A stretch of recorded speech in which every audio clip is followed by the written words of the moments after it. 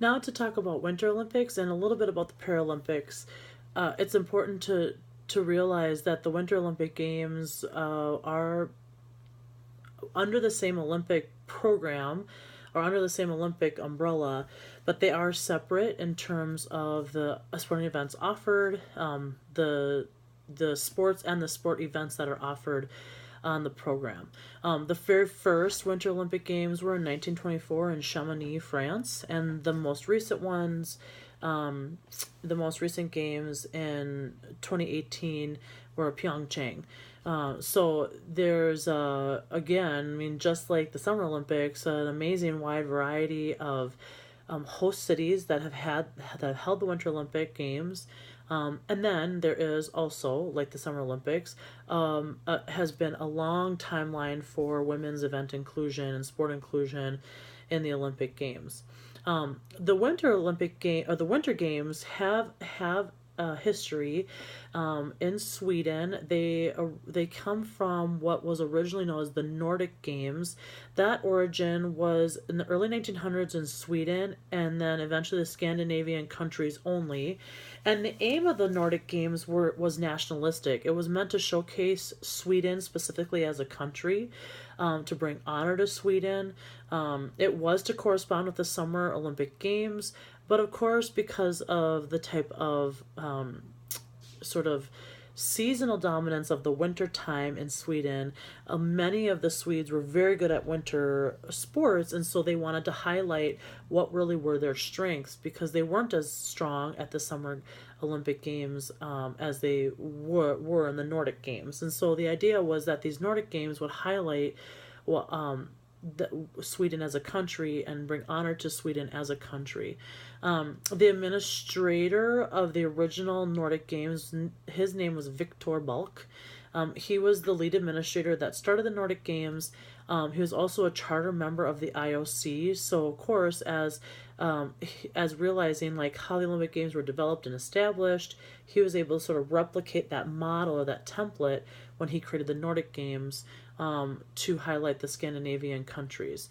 They only lasted until 1926, and that is, of course, because the implementation of the Winter Olympic Games in 1924 had its influence on the success of the Nordic Games. And so from the early 1900s until 1926 is the sort of timeline of the Nordic Games, but a clear sort of predecessor to the sort of a clear predecessor, so a clear predecessor to the Olympic Winter Games.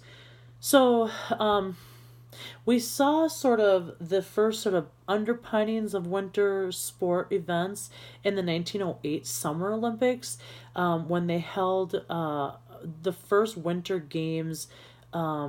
The first winter sports, 3 months later at the Summer Games. So when we look at some of the Summer Games, we will see things like figure skating, for example, as a sport in the Summer Olympic Games, but really they were happening a few months after the Summer Games were actually officially over. There's some ice hockey for men is another example of an event or a sport that was happening in the Summer Games, but again happening a few months after the Summer Games were over. And then in 1924, the IOC did something called the International Sports Week, and it was sort of now it has been retroactively identified as the first Winter Olympic Games. There were 16 nations represented, a little over 250 athletes. Only 11 women of those athletes were only 11 of those athletes were women, but there were 16 events in 7 different sports.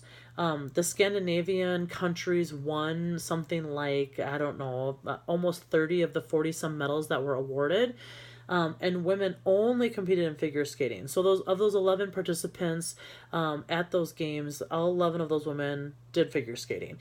But that 1924 International Sports Week was essentially the start of the Winter Olympic Games.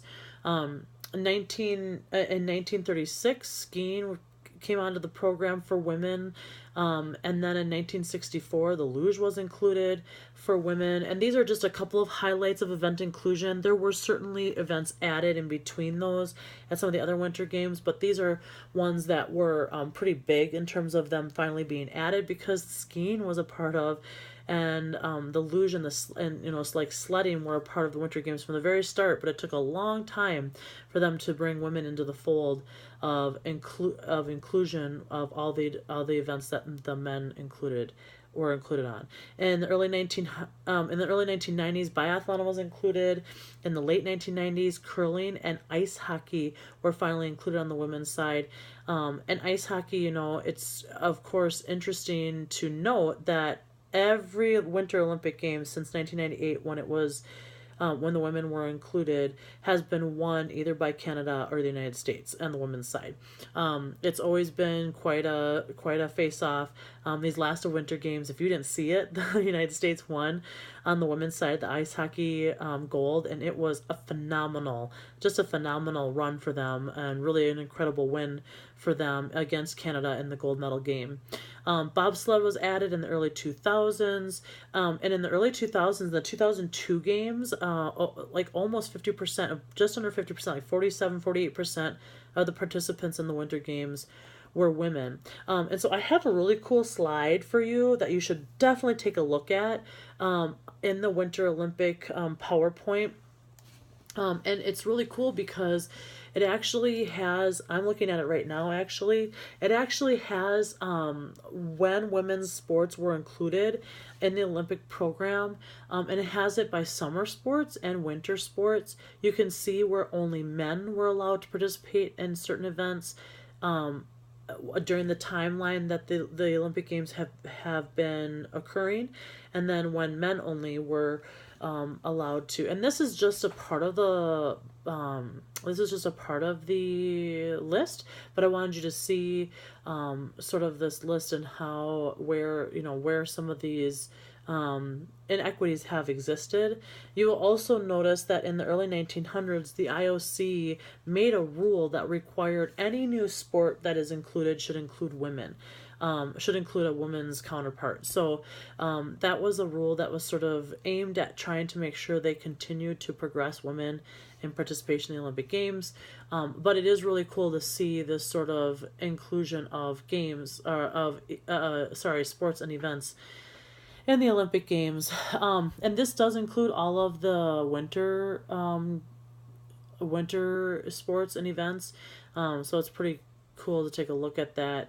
And of course you'll see areas where the events maybe were happening, and then there's a big white space, and so it means that they were discontinued, and then maybe the color pops in again and it means that it's been reinstated or brought back onto the program. So it's kind of cool to see that too. So like curling, for example, was an initial part of the games for men only in the Winter Olympics in 1924, those initial games. And then it didn't happen for a really long time, and then they brought it back into the program in the early 2000s, 1998, and that's when they also included women as well.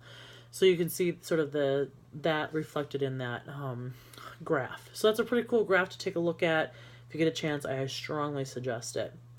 And so then some Paralympic highlights. That's all I'm going to highlight with the Women's Winter Olympics. I do highlight some women in the PowerPoint if you want to take a look at some of the women that I did highlight, some of the historic women that I highlighted in the Winter Olympic slideshow.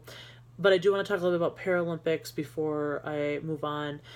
It is the Paralympics is the second largest sporting event worldwide behind the Olympic Games. So it's a very popular sporting event. Lots of participants come from around the globe to participate. It was the vision of Dr. Ludwig Guttmann, who was the founder of the Paralympics.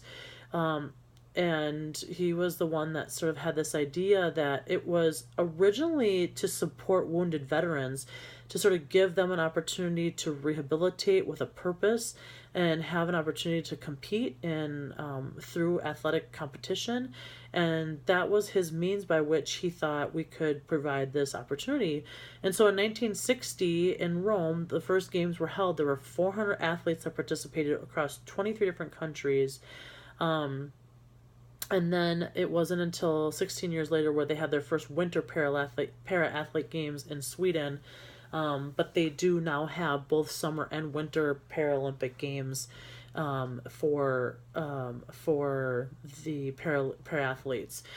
They do now coordinate specifically with the summer and winter locations. So, in Pyeongchang in 2018, they had the Paralympics right after that in the same location, and the same with Rio. They had the summer games in Rio, and then they had the summer para games about a month after those games had concluded. The ISOD, the International Sport Organization for the Disabled, ISOD, that is the governance body that oversees the para games and helps create event inclusion and the parameters under which people compete in the Paralympic Games. And they work with the International Paralympic Committee, the IPC, that was founded in 1989. And the IPC has sort of these founding values that include courage, determination, inspiration, and equality. So all of those values that they highlight to give these para athletes a phenomenal experience and an opportunity to compete at the highest level in their competition of choice. It's really interesting to watch the Paralympics. If you've never done it, I strongly encourage you to do it. I encourage you to maybe check out some videos of para athletes in competition. I have a couple links that you can look at some events that I've included. It's just really, the reason I say it's so interesting is because there's many different levels at which a disabled person can compete. So depending on the severity of your disability, there are different avenues under which you could compete, whether that's in a team sport or individual sport. They sort of have categories under which you can compete. And so you're competing against bodied competitors. And so if someone is severely disabled, they're not competing against someone who has been determined to have lesser of a disability. And so that's kind of a neat part, because you'll see like in track and field, certain events where it may be that the athletes have all their faculties, but they're partially blind, or fully blind, or they may have, they may not have any limbs, or may have only two of their limbs. So they have different categories to help, classify where athletes fit so that they can compete against like-bodied competitors. So it's a really fascinating, sort of environment. And so again, if you've never checked out any activities, think about sort of maybe your favorite sport, or some of your favorite events, and look it up under the para athlete, idea, and just see how they adapt these sports to these para athletes, because it's really phenomenal what they do to adapt these sports and make them possible for different able-bodied people able to participate. So just a little bit of history there with the Paralympics, a little bit of history with Winter Olympics, and all told some pretty awesome history about the Olympic Games altogether. And so hopefully you've learned a little bit about the Olympics in general, specifically about some women. You're going to learn about more women that have had an influence on the Olympic Games as we talk about sports-specific topics. We'll talk about some of the women who have had made their mark in the Olympic Games. So you'll learn more about some other Olympians through those talks coming up in the next couple of weeks. So hopefully you'll get to meet and learn about more Olympic women that maybe are fascinating to you, certainly are fascinating to me, and hopefully you have enjoyed a little bit of this history and tour of the greatest sporting event in the world, the Olympic Games.